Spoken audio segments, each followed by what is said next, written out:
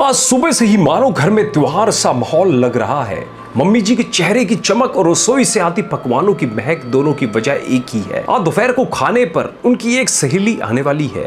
आज घर को पूरी तरह से सजाया जा रहा है। कल शाम को बातों बातों में उन्होंने बताया था कि कल मेरी सहेली खाने पर आ रही है, तो उन्हीं के लिए उपहार खरीदने हम बाजार निकल गए।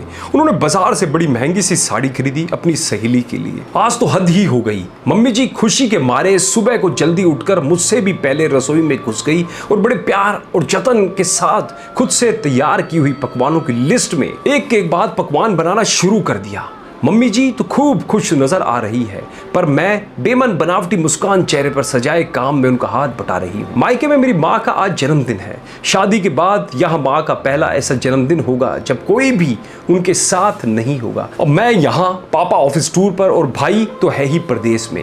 कल मन को बड़ा मजबूत करके मायके जाने के लिए तैयार किया था। मम्मी जी से बोलने ही वाली थी कि उन्होंने मेरे बोलने से पहले ही अपनी सहेली के आने वाली बात सामने रख दी। दोपहर में लंच और शाम को हम सभी का उनके साथ फन सिटी जाने का प्रोग्राम तय हो चुका था। क्या कहती, मन मार कर रह गई। घर को सजाया और खुद भी बेमन सी संवर गई।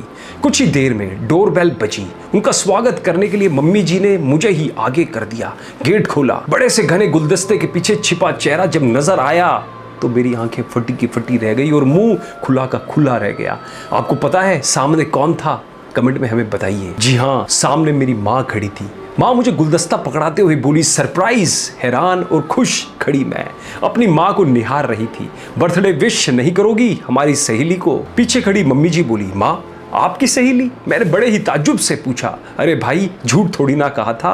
और ऐसा किसने कह दिया कि समदिन दोस्त नहीं होते? मम्मी जी ने कहा, बिल्कुल हो सकते हैं। जो अपनी बहू को बेटी जैसा लाड दुलार करे, सिर्फ वही समदिन को दोस्त बना सकती है। कहते हुए माँ ने आगे बढ़कर मम्मी जी को गले लगा लिया। खुशी के मारे मेरे मुंह से एक शब्द भी ना निकल पाया। बस आंखों से आंसू छलकने लगे। मैंने मम्मी जी की हथेलियों को अपनी आंखों से स्पर्श करके होठों से चूम लिया और उनको गले लगा लिया। माँ हम दोनों को देखकर भीगी पलकों के साथ मुस्कुरा पड़ी। रिश्तों का उत्सव बड़े प्यार से मनाते हुए एक तरफ मेरी माँ खड़ी थी जिन्होंने मुझे रिश्तों की अहमियत बताई, और दूसरी तरफ मम्मी जी जिनसे मैंने सीखा रिश्तों को दिल से निभाना। दोनों मुझे देखकर जहां मुस्कुरा रहे थे, वहीं मैं दोनों के बीच खड़ी अपनी किस्मत पर इतरा रही थी। आंख में नमी और होठों पर मुस्कुराहट थी। अब दोस्तों, आपको इस कहानी को ज्यादा से ज्यादा जो विवाहित लोग हैं उनके साथ शेयर जरूर करना है, जिनसे उनमें भी जागरूकता आ सके और वो भी एक दूसरे की केयरिंग कर सके, जिनसे संबंध बहुत अच्छे तरीके से आगे तक निभ सके। धन्यवाद।